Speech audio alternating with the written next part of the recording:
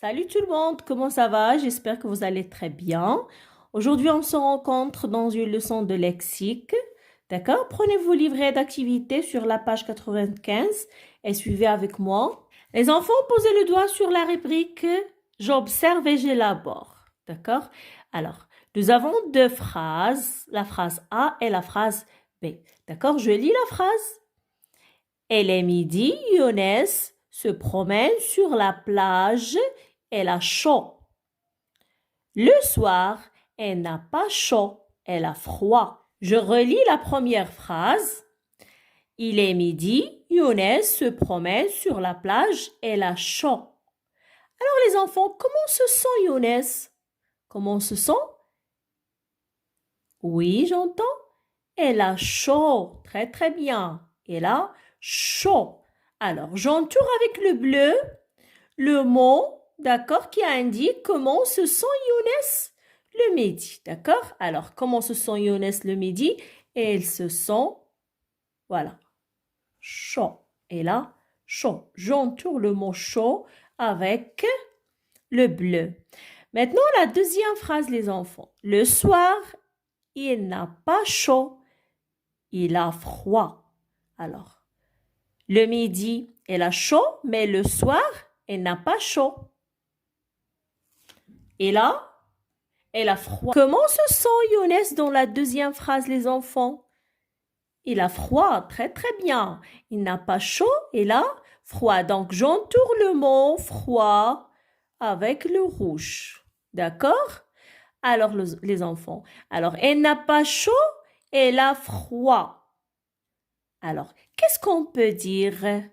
Alors, quand on lit le mot chaud et le mot froid, alors, dites-moi les enfants, elles ont le même sens. Ce sont deux synonymes. Oui ou non? Elles désignent la même chose. Ils veulent dire la même chose, les enfants? Non, bien sûr. Alors, il n'a pas chaud et il a froid. Donc, les enfants, chaud, c'est le contraire du mot froid. D'accord? C'est le contraire. D'accord? Alors, les deux mots, ils ont un sens opposé. D'accord? Ils ont un sens opposé. Et on dit que ce sont des contraires. Des contraires. Alors, les enfants, les contraires sont des mots qui ont un sens opposé. D'accord? Par exemple, regardez cette image. Alors, c'est un petit garçon et c'est un grand garçon. D'accord? Alors, petit et grand sont des contraires. Deux mots qui ont un sens opposé. Ça veut dire ils ne désignent pas la même chose. Alors, les enfants, on dit les contraires ou bien les antonymes, d'accord? Alors, deux mots qui ont un sens opposé, on les appelle les contraires ou bien les antonymes. Alors, le mot contraire, c'est le synonyme du mot antonyme, d'accord? On passe maintenant sur la page 95. Posez le doigt sur la rubrique « Je m'entraîne ». L'exercice numéro 1, relie les mots et leurs contraires. D'accord? Nous avons des mots et aussi leur contraire. Alors, bien. Alors, qu'est-ce que ça veut dire bien? Ça veut dire bravo, très bien, c'est correct. D'accord? Alors, quel est le mot opposé du mot bien? Ça veut dire le contraire, l'antonyme du mot bien. Alors, est-ce que c'est tristesse, pluriel, mal? Alors, toujours rapidement, sur ou bien gagné. Alors, quelque chose qui est bien, le contraire, il est comment? Il est mal. Très, très bien. Donc, bien, c'est le contraire du mal. Très, très bien. Lentement. Lentement. Alors, une tortue marche lentement et un lapin court comment? Comment? Ah oui, rapidement, très bien, rapidement, donc lentement et rapidement. Perdre, perdre, quel est le contraire du mot perdre? Perdre. Alors, j'ai pas gagné le match, j'ai perdu. Alors, perdre, c'est le contraire du gagner. D'accord? Alors, la joie, c'est quoi? Ou bien, c'est quoi le contraire du mot joie? Je suis très joyeux. Je suis très content. Je suis très heureux. Le contraire, je ne suis pas heureux, donc je suis triste. Très bien. Donc, joie, c'est le contraire du mot tristesse. Jamais, jamais, j'ai jamais fait cet exercice. Alors, c'est quoi le contraire? C'est toujours. Très, très bien. Toujours. Alors, singulier. Quel est le mot opposé du singulier? Alors, singulier désigne une seule chose. Et quand je parle de plusieurs choses, c'est le pluriel. Très, très bien. Sous, c'est le contraire de sur. Très bien. Alors, un cahier sur la table. Quand je le mets en bas de la table, c'est sous la table. D'accord. Très, très bien. Je vous laisse faire l'exercice tout seul et on verra la correction après. Et voilà la réponse, les enfants. Voilà, faites la correction, s'il vous plaît. Alors, bien, c'est le contraire du mal. Lentement, rapidement, perdre, c'est le contraire de gagner. Joie, c'est le contraire de tristesse. Jamais, contraire du toujours. Singulier, le contraire du pluriel. Sous, c'est le contraire de sur. Exercice numéro 2, suivez avec moi. Suis l'exemple, compare et souligne la syllabe qui exprime le contraire. Alors voilà l'exemple, heureux, malheureux. Alors je lis les autres contraires, coiffer, décoiffer, faire, défaire, poli, impoli, utile, inutile, juste, injuste. D'accord? Alors nous allons souligner la syllabe qui exprime le contraire. D'accord? Alors, regardez avec moi. Heureux, malheureux. Alors, qu'est-ce qu'on a fait ici? On a gardé le même mot. Heureux, c'est heureux. Alors, on a juste ajouté la syllabe mal. La syllabe mal. Alors, heureux, le contraire, c'est malheureux. Alors, on a gardé la même écriture du mot heureux et juste on a ajouté quoi? La syllabe mal. Alors, cette syllabe, les enfants, c'est ce qu'on appelle les préfixes. C'est un préfixe, d'accord? Vous allez voir cette leçon dans l'année prochaine, Inch'Allah. Alors, coiffer, décoiffer. Alors, quelle syllabe exprime le contraire? Alors, regardez, le même mot, coiffer, le voilà, coiffer, c'est coiffer. Alors, qu'est-ce qu'on a ajouté? La syllabe ajoutée, c'est des. D'accord? C'est des. Alors, je vais séparer le mot par un trait pour montrer la syllabe qui exprime le contraire. La syllabe qu'on a ajoutée pour exprimer le contraire. Alors, faire, défaire. Alors, qu'est-ce qu'on a dit? On garde le même mot, la même écriture du mot. Alors, voilà, faire, c'est faire. Qu'est-ce qu'on a ajouté? La syllabe des.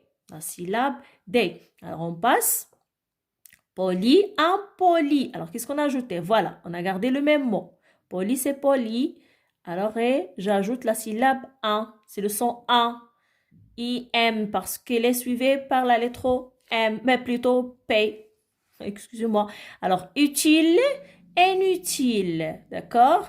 Alors, qu'est-ce qu'on a ajouté? La syllabe ou bien IN. C'est le son un. Inutile. Juste, injuste. Aussi, on a ajouté IN. D'accord? Pour exprimer le contraire. Alors, ces syllabes ajoutées, ce sont les préfixes. D'accord? C'est ce qu'on appelle les préfixes. Vous allez les voir dans l'année prochaine, Inch'Allah. Alors, les enfants, pour avoir le contraire d'un mot, d'accord, il suffit d'ajouter quelques syllabes, une syllabe au mot pour avoir le contraire, son contraire, ou bien le contraire d'un mot sera un autre mot avec une autre écriture différente, d'accord? Parfois, on ajoute juste 2 lettres ou 3 lettres, une syllabe, d'accord? Pour exprimer le contraire d'un mot. Et parfois, on change de mot. Alors, c'est un mot qui est différent au premier mot. Alors, l'exercice numéro 3, choisis et complète. Idriss est malade.